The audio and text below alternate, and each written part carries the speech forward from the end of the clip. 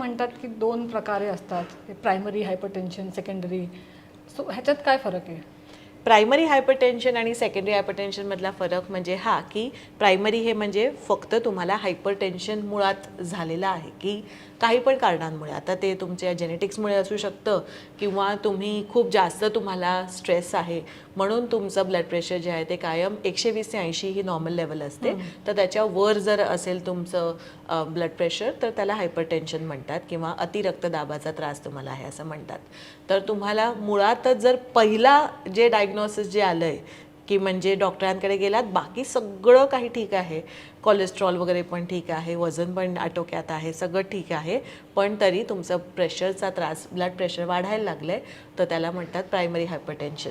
आणि जर तुम्हाला इतर काही आजार असतील आणि मग त्यानंतर उदाहरण द्यायचं तर की जर तुम्हाला मधुमेहाचा त्रास असेल तर अनेक वेळा असं होतं की आधी मधुमेह व्हायला लागतो आणि मग नंतर 4-5 वर्षांनंतर तुम्हाला ब्लड प्रेशरची पण गोळी सुरू होते आणि त्याला म्हणतात सेकंडरी हायपरटेन्शन, की तुम्हाला मुळात काही इतर व्याधी आहे, मग ती अगदी साधारण वाटणारी पण खूप कॉमन म्हणजे ओबेसिटी हे पण एक त्याचं कॉज आहे की तुमचं वजन जर आटोक्याबाहेर असेल अनेक वर्षांपर्यंत, मग त्याच्यामुळे तुम्हाला रक्तदाबाचा, अतिरक्तदाबाचा जो त्रास व्हायला लागतो, तर त्याचं म्हणजे आधी एक व्याधी आहे त्यामुळे होणारा जो हायपरटेन्शनचा प्रकार असतो त्याला सेकंडरी हायपरटेन्शन म्हणतात. पण डायग्नोसिस म्हणजे त्याचं निदान जे आहे हे किंवा त्याची नॉर्मल रेंज जी आहे ती सारखीच असते, प्रायमरी असो की सेकंडरी असो, की तुम्हाला 120 ते 80च्या वर म्हणजे तुमचं 120/80 हे ब्लड प्रेशरची जी रेंज आहे त्याच्यावर जर तुमचं सतत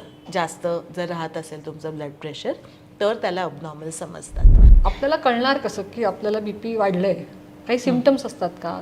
खूप छान प्रश्न आहे हा. तुम्हाला जर अचानक म्हणजे तुम्ही काम करताय, स्ट्रेसफुल सिच्युएशन असो किंवा नसो, तुम्हाला अचानक जर घाम यायला लागला, काही छातीत दुखायला लागलं, कधी कधी तुमचा ब्लड प्रेशर खूप वाढून तुम्हाला डोकेदुखी व्हायला लागते, त्यामुळे अनेकदा जे मायग्रेनचे पेशंट्स असतात त्यांचं पण नेहमी ब्लड प्रेशर चेक करतात की तुम्हाला मायग्रेनसोबत अजून हायपरटेन्शनचा पण त्रास नाही ना, हेही बघतात. असं तर तुम्हाला डोकेदुखी, घाम एकदम असं घाम फुटणं किंवा चक्कर आल्यासारखं होणं, काही म्हणजे कारण नसताना की तुम्ही असे काही खूप अशक्त आहात, डिहायड्रेट झाला असं नाही, पण बसल्या बसल्या चक्कर येणं किंवा इवन तुम्हाला म्हणजे असं कधी कधी म्हणजे रेअर केसेसमध्ये पण तुम्हाला असं छातीत किंवा डाव्या हातात वगैरे असं दुखायला लागणं असंही होऊ शकतं तुम्हाला. तर दोज आर द सिम्पटम्स हायपरटेन्शनचे. मग आता हे जे काही बीपी वाढतं ह्याने आपल्या म्हणजे व्हायटल ऑर्गन्स जे आहेत जसं लिव्हर, किडनी, ब्रेन, हार्ट ह्यावर पण परिणाम होतो का? अर्थातच होतो. बघ ना, कारण आता ते रक्त जे आहे ते प्रत्येक अवयवापर्यंत पोचतंय, बरोबर. मग आता त्याचं जर प्रेशर जास्त आहे किंवा त्याच्यामुळे बाकीचे पण आपले अवयव जे आहेत ते रेग्युलेटेड राहतात, रक्तदाब त्यांचा पण प्रत्येक अवयवाचा. त्यामुळे तुमचं जर ब्लड प्रेशर जास्त असेल over a long period of time आणि त्याला तुम्ही त्याच्यासाठी काही जर म्हणजे मॅनेज करायला काही केलं नाहीत तर त्याचा परिणाम तुमच्या सगळ्यात आधी हृदयावर होतो आणि मेंदूवर पण होतो. So that is the biggest risk की तुमच्या हार्ट आणि ब्रेनला हायपरटेन्शनमुळे होणारी जी इजा होऊ शकते, की आता हार्टच्या बाबतीत आपण म्हणतो हार्ट अटॅक येऊ शकतो आणि ब्रेनच्या याच्यात तुम्हाला स्ट्रोक्स होऊ शकतो. तर त्या दोन्हीची खूप जास्त आपल्याला काळजी घ्यायला लागते आणि म्हणून ब्लड प्रेशर मॅनेज करायचं असतं. सो म्हणजे ज्या आपण म्हणू ज्या पेशा आहेत का ज्याच्यातून रक्त जातंय त्याचं प्रेशर खूप वाढल्याने ते डॅमेज होतं काय, त्याच्यामुळे स्ट्रोक आणि हे जसं मी आधी पाण्याच्या पंपाचं उदाहरण दिलं की खूप जास्त जोरात जर पाणी यायला लागलं, अति जास्त त्याचा दाब जर असेल म्हणजे प्रेशर जास्त असेल तर पाईप फुटू शकतात की नाही. तर तसेच आपल्या त्या रक्ताच्या पेशी ज्या आहेत त्या सुद्धा फुटू शकतात किंवा त्याच्यात काही डॅमेज होऊ शकतं आतनं. तुमचं जे ओव्हरऑल आपलं एजिंगप्रमाणे जे अथेरोस्क्लेरोसिस होत असतं तर ते वाढू शकतं तुमचं जर रक्तदाब जास्त असेल तर असे परिणाम होऊ शकतात. हल्ली आपण बघतो की लहान म्हणजे अगदी तरुणांना 25ल्या मुलं मुलींनाही ब्लड प्रेशरचा त्रास होतो. हो. मग ह्याचं कारण काय आहे? लाईफस्टाईल हा ना खूप मोठा भाग आहे हायपरटेन्शनचा. कारण अनेकदा आम्ही बघतो की तुम्ही काय खाताय किंवा तुमची लाईफस्टाईल काय आहे ह्यावर तुमचं ब्लड प्रेशर हे डिपेंडंट असतं.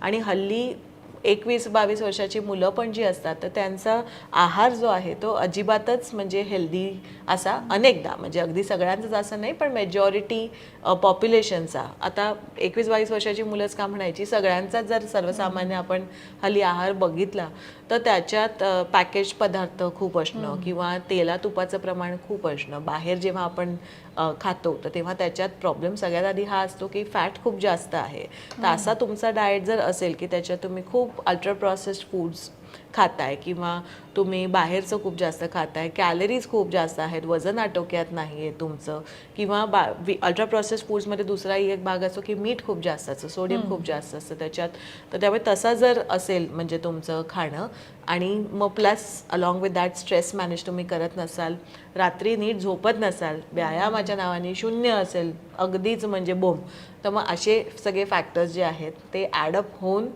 मग तुम्हाला ब्लड प्रेशरचा त्रास व्हायला लागतो किंवा ब्लड प्रेशर चेक केलं तर तुम्हाला जास्त आहे ब्लड प्रेशर असं आढळून येतं.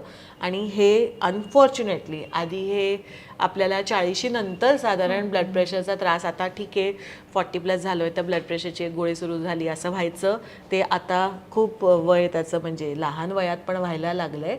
आणि त्याच्या मागचं एकच फक्त कारण आहे ते म्हणजे की तुमचं लाईफस्टाईल नीट नसणं, एवढंच. तर असं काही विशिष्ट व्यायाम आहे का की जो म्हणजे ज्यांना बीपीचा त्रास आहे तर त्यांनी तसा व्यायाम करावा जेणेकरून तो कंट्रोलमध्ये राहील?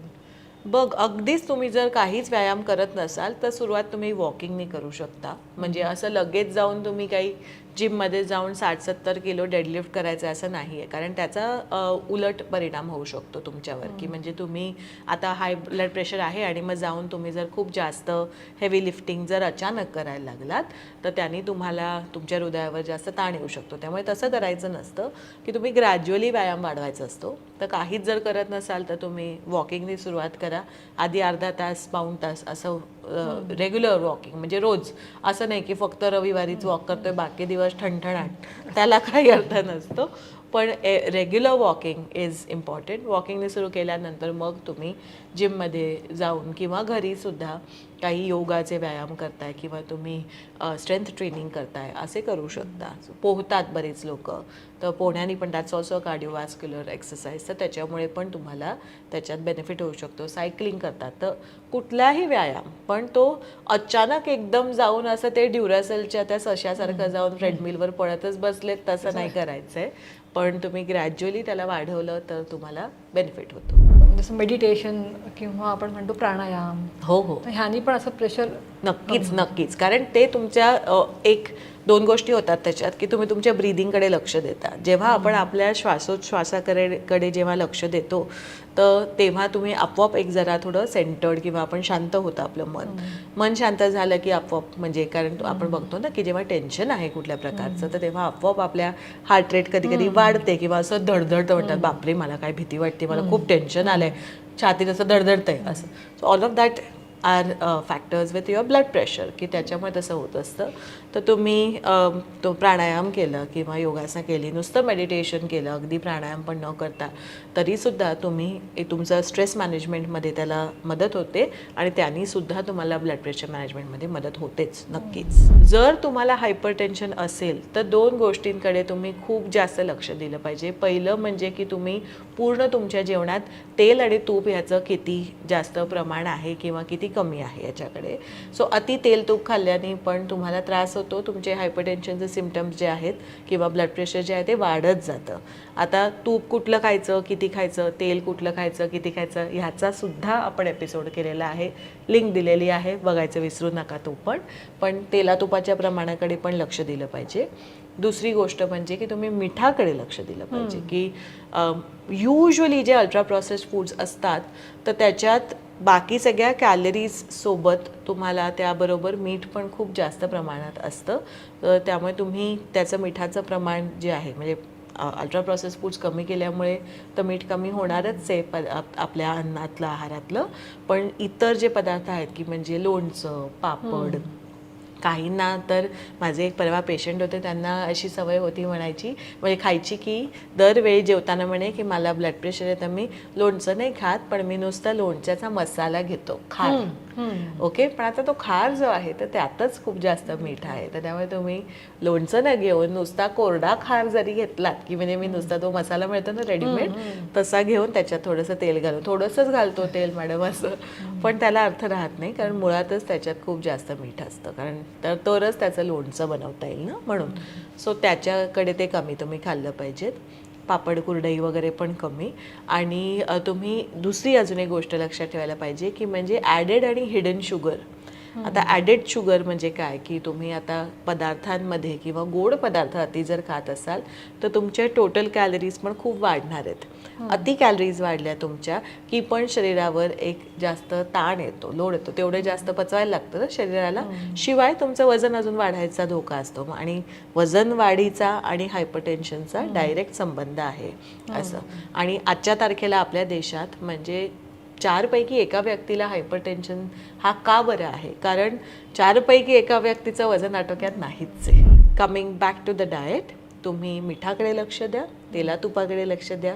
अति पॅकेज अति प्रोसेस जे पदार्थ आहेत तर ते अगदी नाही न खाल्ल्याकीच म्हणजे बाद करून टाका. काही कोणाला गरज नाही आहे अल्ट्रा प्रोसेस फूड्स खायची, आणि ते नाही खाल्ले तर आपल्याला कुठली उणीव होती आहे, काही कमी पडतं आहे, अशातलाही काही भाग नाही आहे.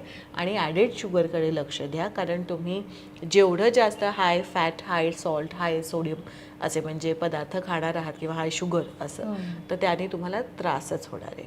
आणि where it comes to what you need to eat, कारण मी आत्ता सांगितलं की काय कमी करा, पण मग आता काय वाढवायचं, तर ते म्हणजे की तुम्ही भाज्या वाढवा, तुमचं डायटरी फायबर वाढवा, होल ग्रेन्स जे आहे ते वाढवा. एक डॅश म्हणून डाएट हे असं जर हायपरटेन्शनचं डाएट काय जर बघितलं, डाएट खूप ऐकलंय. हां, की म्हणजे असतं काय dietary principles for managing hypertension असं, टू स्टॉप हायपरटेन्शन त्याला हे म्हणतात. तो डॅश डाएट की म्हणजे काय आहे, तर ते काय सांगतं की तुम्ही प्रोटीन जे आहे तर ते तुमचं लीन प्रोटीन खा, की म्हणजे तुम्ही खूप जास्त मांसाहार जरी करत असाल अति जास्त, आणि त्याच्यात पण जसं मटण किंवा असं जे रेड मीट आहे ते जर जास्त खात असाल तर ते बाद करायचं. लीन प्रोटीन खायचं तुम्ही, की म्हणजे चिकन आहे, फिश आहे, अंडी आहे, तर लीन प्रोटीनकडे लक्ष द्या. आणि तुम्ही खूप जास्त प्रमाणात भाजी, होल ग्रेन्सचा पण समावेश त्याच्यात झाला पाहिजे. सो भाजी खूप जास्त खायची आहे आणि होल ग्रेन्स खायचे आहेत. होल नट्स जे असतात की म्हणजे गुड फॅट्स जे आहेत ते खाल्ले पाहिजेत. सीड्स जे असतात, आता तुम्ही जवस, आपण आपल्याकडे जशी पद्धत आहे बघ आधीची, आता हल्ली कोणी खात नाही तसं, पण जवसाची चटणी, तिळाची चटणी अशी तुम्ही जर रोजच्या जेवणात जर ठेवली तर तेवढंच तुम्हाला ते होल सीड्स जे आहेत ते पण खायला मिळतात, गुड फॅट मिळतं त्याच्यातनं. आणि फळं, याचं सगळ्याचं तुम्ही लक्ष ठेवलं पाहिजे या सगळ्याकडे. So including all of these in your diet, आणि अलॉंग विथ दॅट तुम्ही रेग्युलर एक्सरसाइज, स्ट्रेस मॅनेजमेंट आणि झोप नीट तुमची ठेवली पाहिजे, याच्याकडे लक्ष ठेवायला पाहिजे.